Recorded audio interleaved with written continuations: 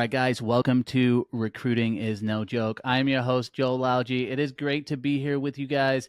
I have two guests with me today. Usually I know I do one, but this time we've got double the value. So I want to welcome Gary Elden OBE, who is founder of Hire Genius. But prior to being CEO or founder of Hire Genius, he was the CEO of S3, which is a massive recruitment company. We'll get into that. And I've got Dan Malka with me as well, who is CEO and co-founder of Hire Genius.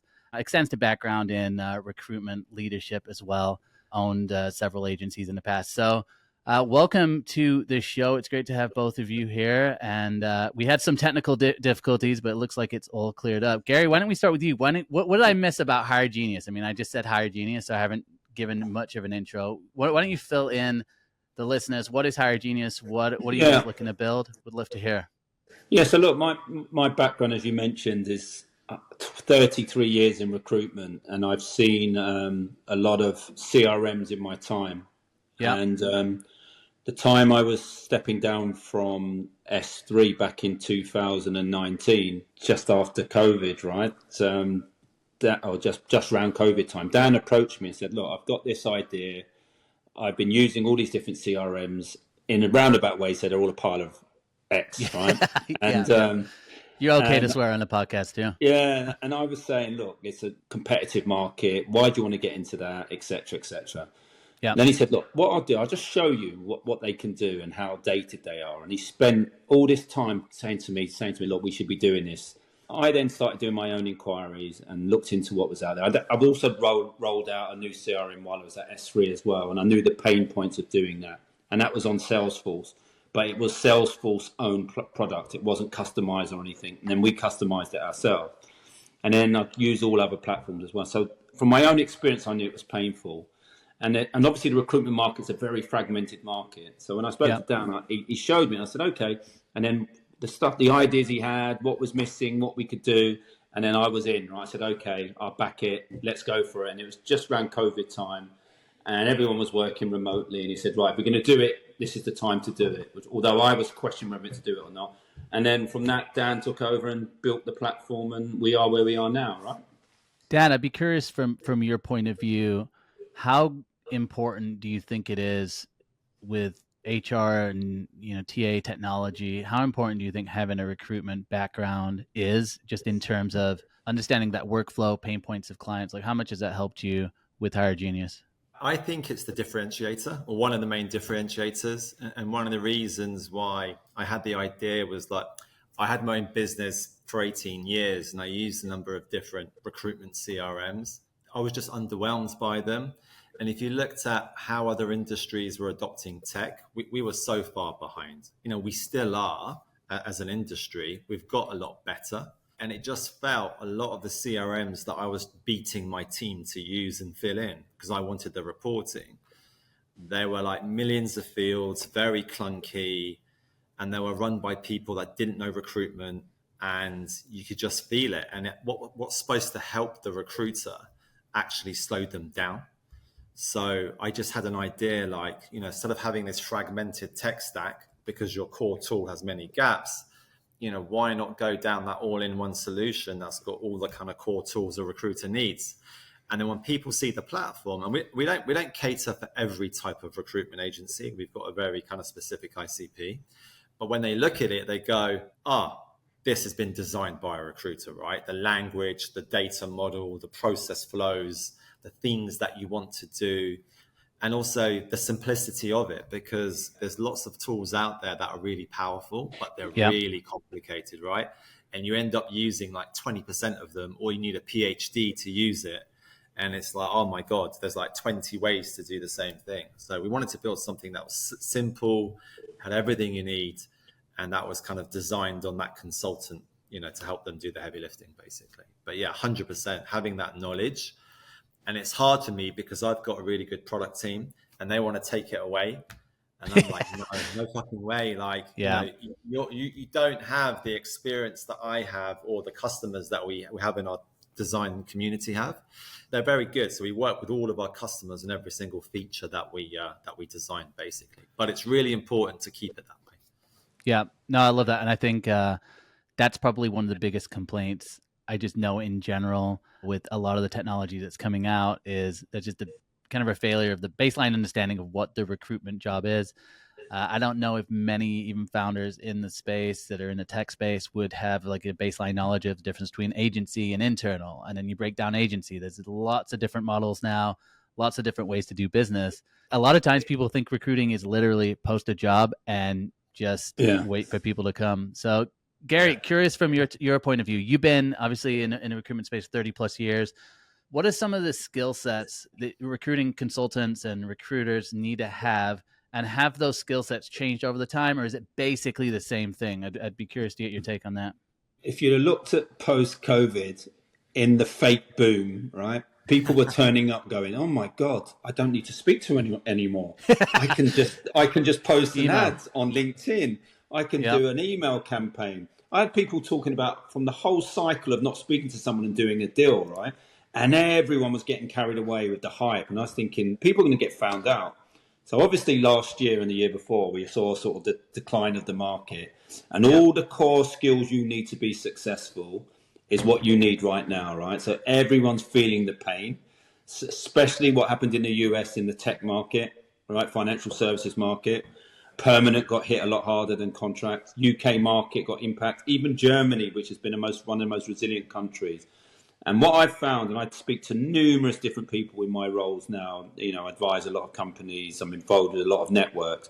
And what we found now is the skills that we need to succeed is obviously you need to be able to market effectively, but you still need to be able to pick up the phone and make a distinction between someone else who keeps posting and sending stuff and somebody picks the phone up and say, hi, how are you? What challenges are you having? Can I help you in any way? And those are core sales skills that you need. You needed 30 years ago. And in my opinion, you still need now. That's the difference between being average or really successful, is how good you are at interacting and building rapport and understanding someone's needs and matching those needs. So I'd say, no, the skills have not changed at the core. The only real difference is you've got to be more intuitive around your marketing and your LinkedIn and how you can automate some of the stuff that you're doing now. That's the major difference there. If I can add to that, 100% agree with it. And do you know what it is? It's relationships. Have you got that underlying skill set and natural ability to build, maintain, and leverage relationships? Because now when it's tough, the power and the strength of your relationship with a client or a candidate is the difference. It's how you're going to stay in business. When you're like what I call an e-recruiter, I love that.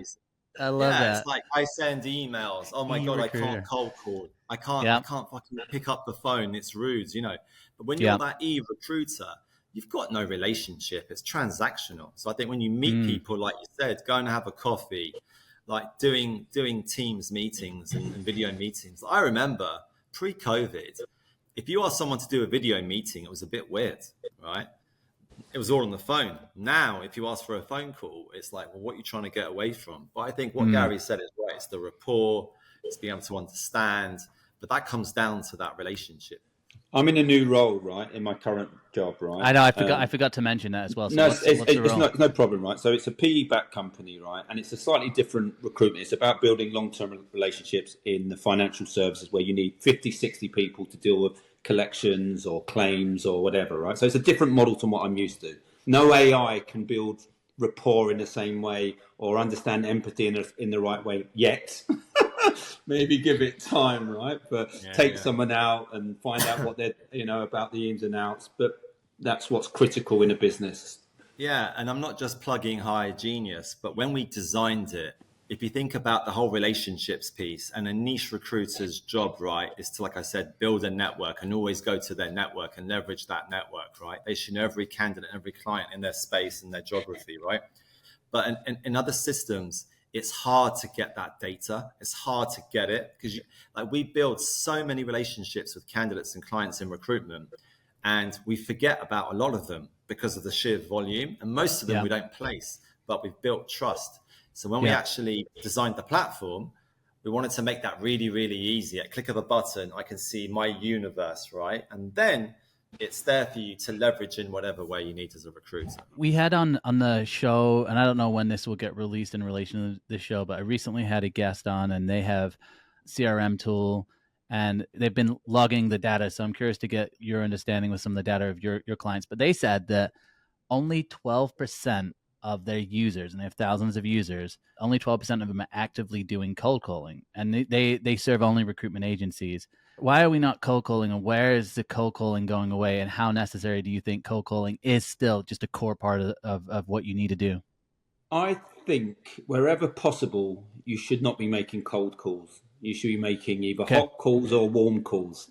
And what I mean by 100%. Hot calls or warm calls, right, is people that either someone in the business has touched before, or you've had some relationship or some interaction before, or you've done a deal with before. So you start off with your hot relationships, build rapport, then you're warm, and then when you've run out of warm and hot relationships, then you have to resort to cold, right? And these just to clarify too, these are people part of like a sequence. So it's almost like, hey, I'm going to connect with you on LinkedIn. I'm going to send you maybe a DM, and then you send an email, and they've got these 10-step long sequences, and then. But what they're seeing is there's no cold calling in that. So would that be considered a warm call or a cold call? A cold call is when you've never spoken to them before or had any interaction, right? So you're going to ring them up and say, hi, I've sent you stuff. What do you think? I've sent you stuff now. That's part of the job, right? So you need to turn your cold into warm and warm into hot. But sometimes people put too much focus on the cold and don't build on the existing relationships they've got at the moment, right? So I used to take a relationship from a 1 to a 5 being high, right? You've got lots of relationships that are at 1. Can you take them to a 2, 2 to 3, 3 to 4? So how many 5 relationships have you got? And the focus should be on, I need as many 5 as possible, but your pipeline needs to be there. So while you're building those relationships, behind the scenes, you need to be sending emails, LinkedIn, emails, etc. And hopefully you can turn those into a warm call. So it's that balancing act you've got to do. Now, some people you speak to don't want to do any cold calling whatsoever. But you need to do that to build your pipeline. That's the key of how you balance it. The sequence, I think for a client, that's definitely true. But I think sometimes on candidates, and this is just me maybe being old school, if you're sending stuff out, sometimes you just sat there waiting. If you can get a phone number through a Lucia or a Zoom info or whatever, just pick up the phone. And if you're pitching the candidate in the right way where you're bringing them value, what's wrong with that? But I just think there's a generation of recruiter, which I call the e-recruiter, that's scared of the phone. It's like, I can't get someone. And I think, we face it all the time, right? It's like you just got to get on with it, right? And I have customers, and they've got all this tech, and then they tell me, Dan, we've got all this sequencing tools, and we're even using like SaaS type tools like Salesloft or Outreach to do it. And they're complaining they're not getting enough candidates, and they want more tech. But I'm like, just strip it all back and just get them to get on the phone. And I think that's the difference, right? And I think, I don't know about you guys, but I get bombarded with emails, like bombarded. I know. And really good candidates, like how many of them are getting hammered on LinkedIn all day long? So all of these tools are easily accessible to a lot of people. So I'm just thinking, is there going to get a point where, all these AI intros and stuff like that, how do you differentiate? Is this person real? Do they actually take the time to craft a nice personalized message, or is it just AI? I think it might change. I might be wrong, but I just think there's a lot of this going out right now. Well, I'm seeing even on the content creation side, right? Like I do a lot of short form video, and there's an ad right now that I'm receiving on Instagram that is an AI generated image, and she looks real, sounds real, definitely a lot better looking than I am. The point is with that is like that type of technology, I think we're going to see an influx of things that are believable. And this AI is genuinely getting better. I'm seeing the AI screening calls. I've had 3 companies this week approach me, and they're doing, let's say you're doing a high volume search and you need to get a hold of a lot of people, or you have thousands of candidates apply. Some of these companies are finding that. You can now have an AI, basically bot the good voice, sounds good, knows how to ask follow-up questions, knows how to do a lot of the basic things. I actually am predicting, like you said, Dan, where I think the other side of what I've seen is there's a lot more of a demand for like in-person, whether it's micro meetups or networking groups, or there's like this push now for a lot of in-person networking and meetings. So Gary, I'd be curious from your perspective. I know you do a lot of networking and you're out a lot. Like, how big of an impact has that been? Just like going to events, meeting people face to face. Is that something you see as, hey, this is a must-have going forward? Have you seen a shift there?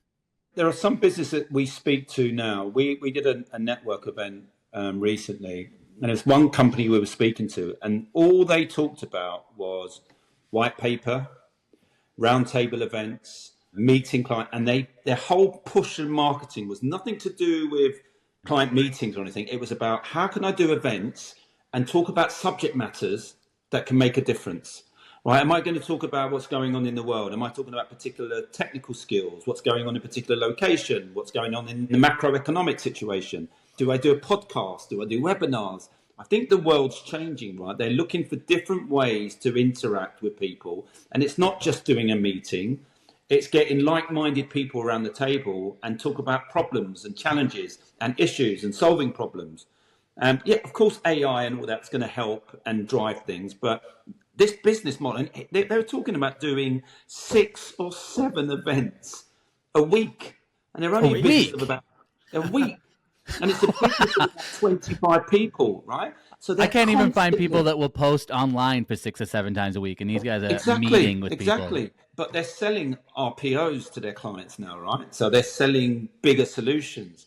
And I actually came away from that. Bearing in mind, I've been in the industry a long time, thinking, good on you, right? You've got something that's different that's going to make you stand out from the pack, right? Now, how sustainable that is, I don't know, but it's working.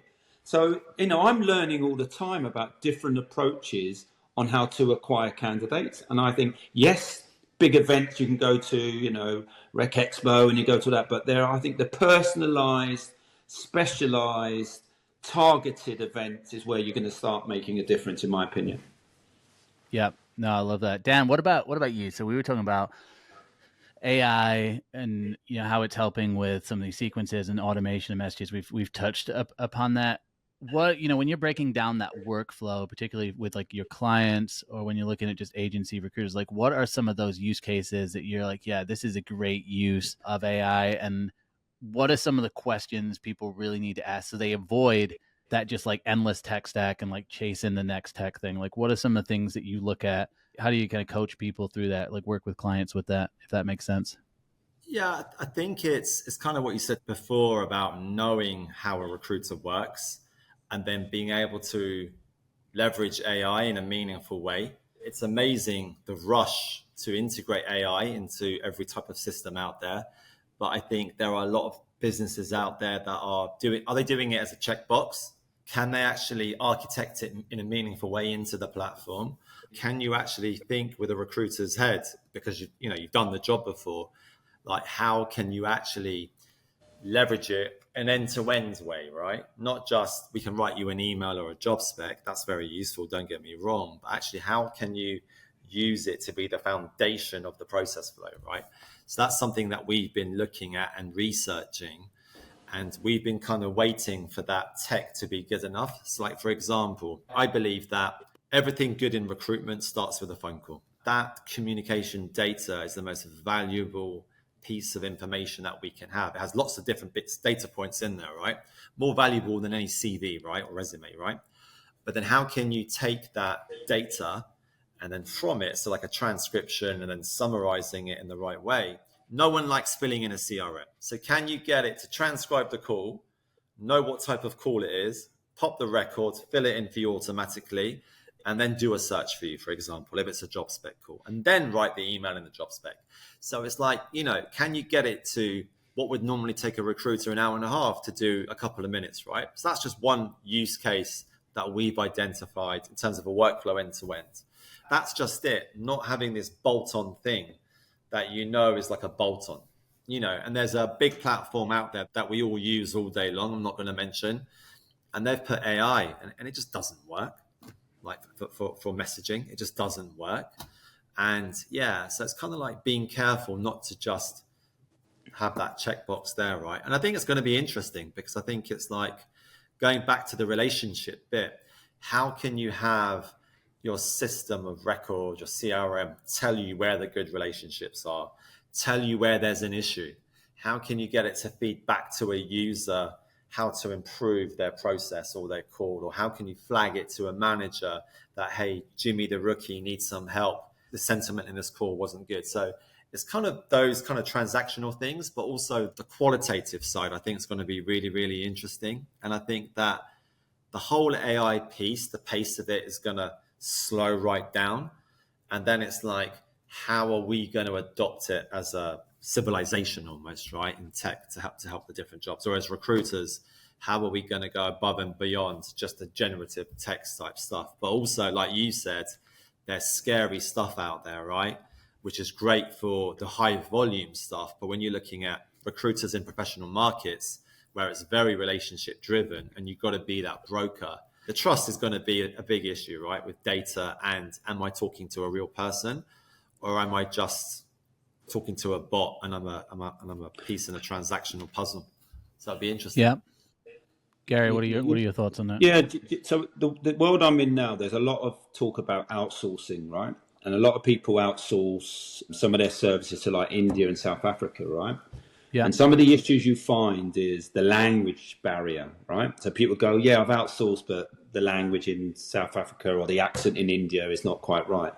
Yeah. So someone's been showing me this AI that's basically changes the voice, right?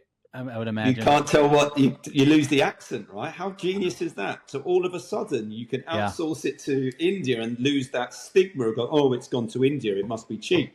You can put a Scottish accent on it, an English accent on it, American accent on it, right? So wow. And then you pretend they're Scottish and talk about, cultural things. So when you think about stuff like that, it just blows your mind away, right? And I've been seeing so much stuff. I remember 7, 8 years ago, and AI was like, for matching candidates, right? But we've just advanced so much now, right? So when we go to clients at Momenta Group, we don't just talk about, can we provide you with staff? We say, look, tell me your process that you've got. How many different systems do you have to plug into? And rather than plugging into 5 different systems and taking a human to go for each one, you can automate it using a bot now and pull it all into one and capture it in one place, right? So you might not need 5 people to do that. You might need 1. But you pay for the technology, right? So the bot is clever now, right? You don't have to APIs to connect. It just shows what a human does, replicates that, and it learns from that and then ends up doing it better. So all those mundane tasks. So we go into clients now and say, we can drive efficiency for you, not just numbers. So you offer better all-round services. It's like Hire Genius, right? We don't just give you a CRM, but we can help automate that process so your recruitment consultant spends more time selling and in front of clients because we can automate. Here's a question, Gary, and this is another one, Joel, as well, right?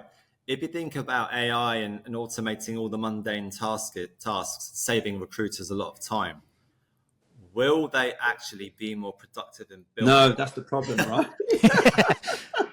Or will they just be, we're just going to do the same and have a bit more time to exactly. They're going to work 3 days a week and not 5, right? That's the natural thing, right? Because if you look at most recruiters, Joel, right, and you look at how many deals they're in the specialist field, how many deals are they doing a month per consultant? And 99% of them saying they're doing 1 deal a month, right? And we've got AI, we've got CRM, we've got this, we've got training, we've got everything, right? How many deals a month? We're doing 1 deal a month, right? So I think what will happen is, you're right, Dan, people just become lazier and just go, I'll do a 3-day week, not a 5-day week. How big of a deal now is being able to provide clients data? Like, are you seeing more of a push for agencies to not only, hey, here's the candidates, but to really deliver actionable data that they can use? And like, how can like, for example, within Hire Genius, I think you had mentioned, how important is that for consultants to not just go, hey, here are some candidates, but to actually give that market data that they're looking for in real time? It's like things like relevance, right? These are your warmer relationships. These are the more relevant points. And then, there's a lot of data that we have on our back end that we can actually use as insights later. Like, Gary's very passionate about this piece, but I think if we can give data to all of our customers and say, well, this is what good looks like, we're building a community and we want to use that data to create almost like a bit of competition within Hire Genius. So pound for pound, who are the most. I love that. It's the league table of recruiters. Yeah, and we've tested that idea, and we're going to do it because we have that data, and we can anonymize it, and we can create league tables. And I think people want to know how they're doing against their peers. Some people think they're doing great and they're doing shit, and some people think they're not doing that well at all and they're doing great. So I think it's really, like Gary said, it's a very fragmented market. And actually having a bit of visibility around what goods look like, and then using that data to help. Yeah. I think data is the game changer for us, right? This is something that I think is really critical, right? So if I'm a recruitment owner of a business and I think my top biller's doing well, and I want to know why they're doing well, because people just track phone calls, right? Or emails sent. Send outs. But they can't track all their phone calls because a lot of people are doing it on their own phones, right? And they're at home, they're working remotely. So at Hygienist, we give them a virtual phone number. So every single call, every SMS, every email, we can capture. So we can then go to that business and go, look, your top biller is doing 20% more phone calls. He's doing 5% more emails. He's doing da-da-da-da-da, right? And then we, with that data, can go to some of the other users on Hygiene and say, what is your top biller doing? Now, when we build that data up, we'll be able to say a top biller does these traits, X, Y, and Z, right? A medium person does that and a low performer does that. And all of a sudden, anyone who joins Hygienist will go, I can use that data to make sure I'm driving the right behaviors, right? If it's a candidate-driven market, they spend 70% of the time talking to candidates. You're only spending 50% of your time, or working A jobs, not B jobs or C jobs, right? So that data, we will, because we've got Salesforce at the back end as well, we can capture all of that and use that to help businesses. And this is what we want to do, right? The whole concept of hygiene was not just a CRM. It's like, how can we help a business be more productive, giving them data that is usable data, as opposed to my gut feeling is X. That's the difference.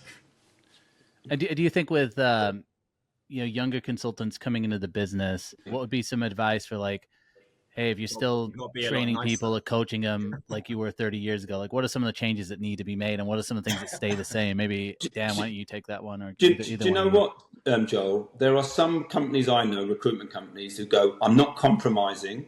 This is the type of person I want. Right? Yeah. They interview them and say, it's going to be a hard graft. You've got to be in every day of the week. We're going to beast you, but you're going to be good at what you do.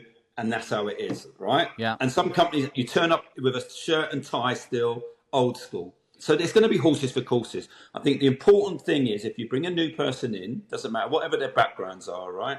You've just got to understand what their needs are, right? If they're at home working remotely, you can't train and develop these new people. So to me, I'm a big believer, if you bring in a young, fresh people in, the culture, the environment, I believe, is still critical, right? When you're 7-8 years into the job, you might not need that, right? But they need that experience to tell what the youngsters to do. There's no right answer, remote working, not remote earning, but just making sure you create a good culture and environment that a young person can learn. But Dan's point earlier, right? If you come into recruitment and you hate making phone calls, then you're in the wrong job. And that's the problem, right? People come into this job thinking, I can just survive by just emailing everyone. And do you think that shift was primarily around like the 2020 with the shift in COVID and the market going in the way it did? We just need consultants. We need to hire people. We need someone to work on these jobs. Is that where that shift happened, or was it happening before that? If you're a rookie, right, not just having a good manager is key to train and develop you, but listening to other people on the phone. That is everything. Oh, I like how she did that. I'm going to use that bit in my pitch. Oh, I like how he did that. And then you kind of make it right. For me, it must be so hard for a rookie to learn. You know, recruitment's a roller coaster, right? It can be the best job and the worst job, like we all know. But when you've not got that team around you to bounce off and get ideas and to motivate you and to kick you when you need a kick or give you a hug, it's so hard, right? And I think that's a big challenge for anyone that's coming into recruitment and working remotely.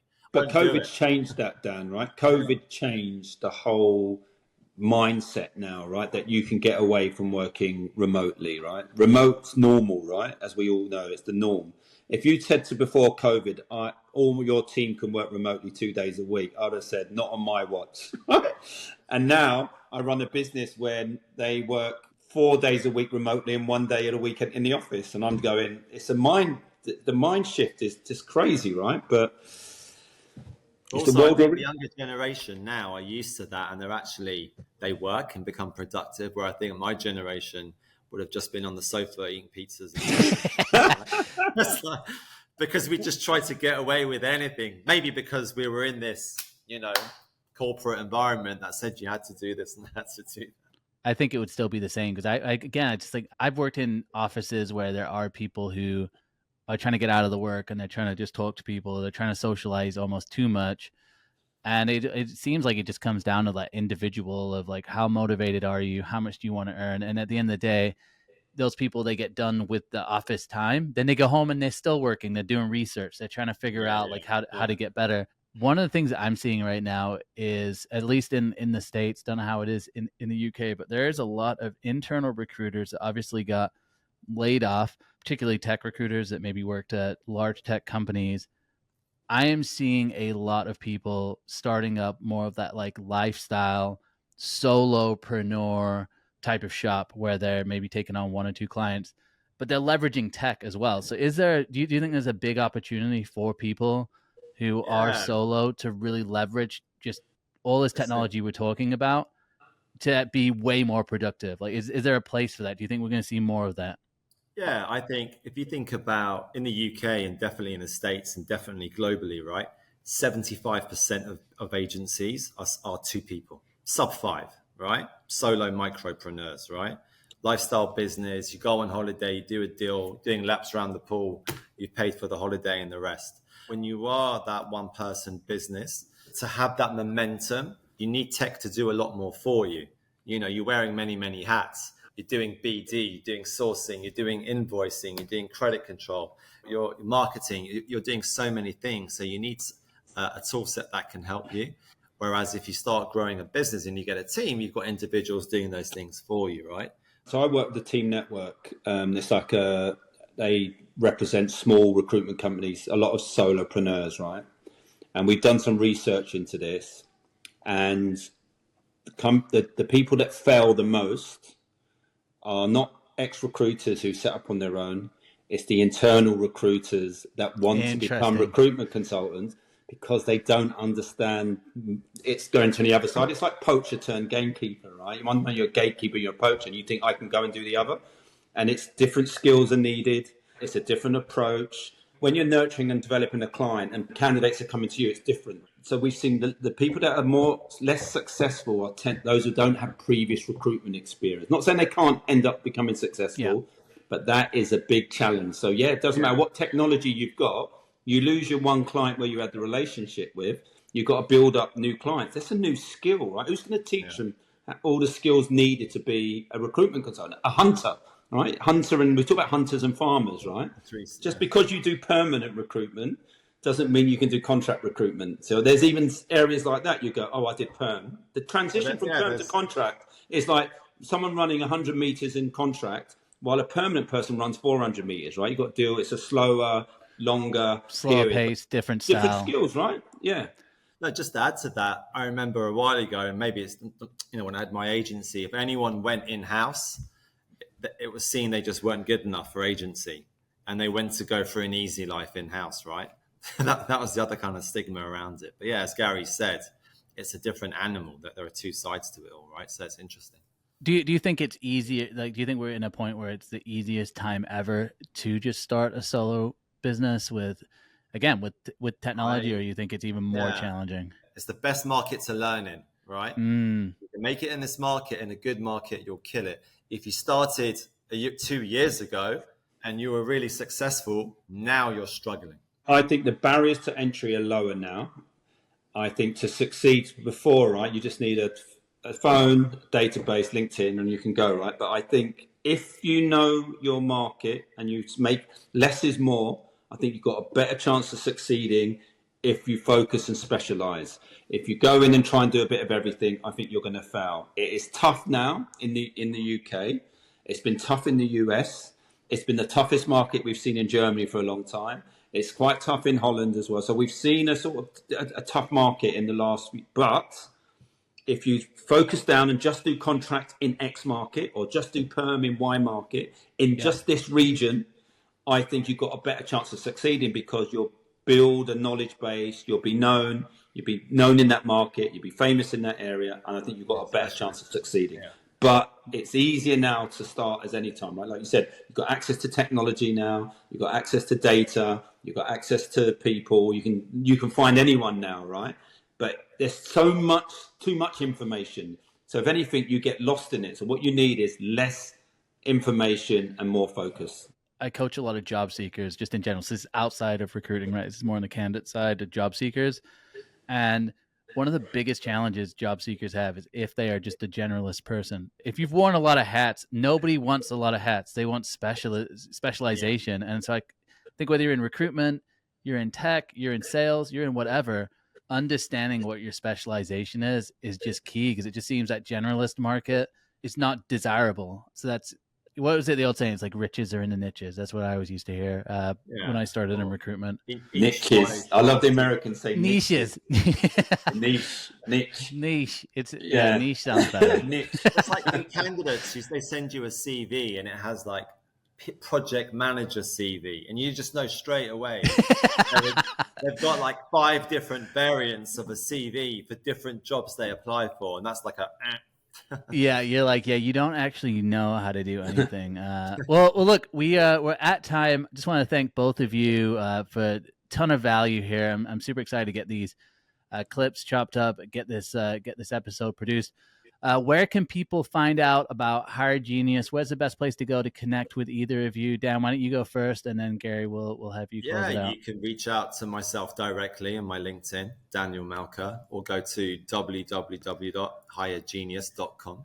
Love that. And, what a cool name, by the way. Well done on the name. That's an awesome name. Do you know what's really cool? Lastly, I was on ChatGPT the other day, and we're trying to get a name for our kind of digital companion. And I said, what would you call Bob Bomb?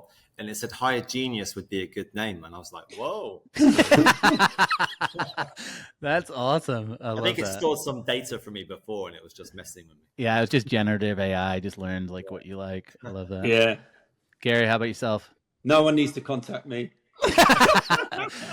Perfect. I love it. I'm fine. Put him in a sequence. Yeah. Contact me if you want to know about CRMs. I'm happy to talk to you, but I'm here to share my knowledge. That's it. That's all I'm here to do. Yeah, well, I saw a podcast episode you did recently in a car. That one was cool, and I reached out to the creator of the show as well. And I think he was in Boston. And Dries. He's a lovely guy. Yeah, lovely guy. Super cool. I was like, man, that is such a cool content idea. Like, obviously I just love when people are doing different things. So I thought that was awesome. He's doing a lot of stuff around AI. Yeah, good guy, nice guy. But definitely go check that episode out as well, because if Gary, you gave like a masterclass on just leadership and sales and recruitment. That was a great episode. So thank you. So guys, we're up for time. Remember to follow and ask questions. If you've got questions for me, you can just follow and DM me on LinkedIn. And then remember just to subscribe to further episodes. And then next week we will have another guest, or maybe even multiple guests as well. But Gary and Dan, appreciate both of you. And thanks for everybody tuning in today. See you guys. No worries. Thank you. Take John. care.